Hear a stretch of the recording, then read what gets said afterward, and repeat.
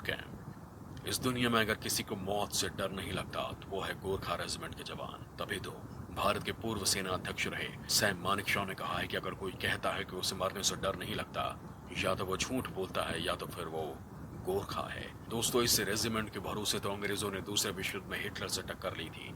अपनी मिट्टी के लिए पलक झपकते ही जान कुर्बान करने के लिए तैयार गोरखा जवानों की भर्ती के लिए हर साल बूट कैंप का आयोजन किया जाता है, जिसमें 10,000 से ज्यादा जवान शामिल होते हैं। और फिर इन हजारों युवाओं में से कुछ 100 जवान ही ट्रेनिंग टेस्ट के बाद आगे की ट्रेनिंग के लिए चुने जाते हैं। और ऐसा भी नहीं है कि जो जवान ट्रेनिंग बूट कैंप में चुन लिए जाते हैं वो गोरखा रेजिमेंट का हिस्सा बन चुके होते हैं। इस कैंप के बाद इन जवानों को बहुत सारी टेस्ट से गुजरना पड़ता है। चुने गए युवाओं को ट्रेनिंग से पहले 25 किलोमीटर वजन के साथ पहाड़ी जैसे चढ़ाई वाले इलाके में करीब 1 घंटे की रेस में सफल होना जरूरी है, तभी वो आगे की ट्रेनिंग के लिए चुने जाते हैं। रेस में सफल होने वाले जवानों को कुछ ट्रेनिंग देने के बाद उन्हें आगे की ट्रेनिंग के लिए बेस कैंप भेज दिया जाता है, जहां ये जवान दुश्मनों के लिए काल बनकर ही बाहर निकलते हैं।